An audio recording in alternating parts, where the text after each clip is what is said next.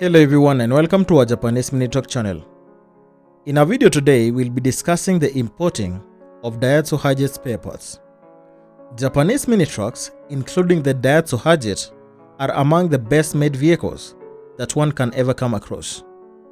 However, they are just like any other vehicles out there and would break down at one point because there is a worn out part. Even the best made vehicles sometimes break down. It is the norm for any machine that has moving parts. These parts tend to wear out due to friction and contact use. With that in mind, vehicle parts need to always be replaced. Servicing and maintaining of vehicles is also something that must be done regularly. In this guide, we will go through the process of importing Daihatsu Hijet spare parts. This guide should also be helpful to even someone who has no experience importing anything from another country. Importing in these modern days is a breeze.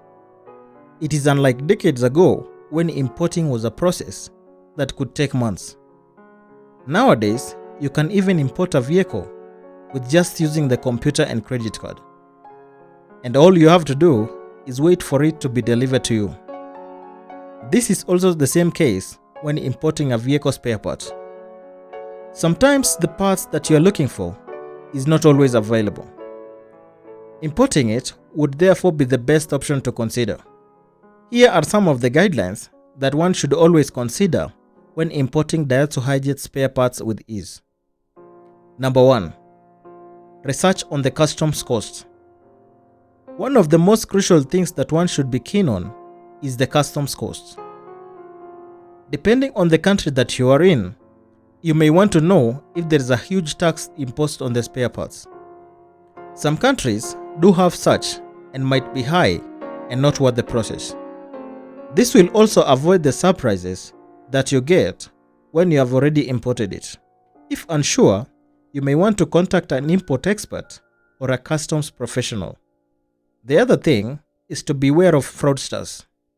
It is your responsibility to do your due diligence and make sure that you are dealing with the right dealer. This is because there have been cases where people lose their money in bait and switch and con artists over the internet. The auto industry, like any other market, does have cons who will take advantage of unsuspecting buyers. Lastly, you need to work with recognized dealers. One thing that you should do to avoid all the problems that might arise is to only focus on recognized dealers. You can do research on forums and rating websites to find out if a particular seller is rated well. Most people who get ripped off will often post it somewhere online. So, do some research and don't be in a rush to buy the parts. To conclude, maintaining your Japanese mini truck is one of the most important things that you can do to get the best out of it. However, when spare parts wear out, they need to be replaced.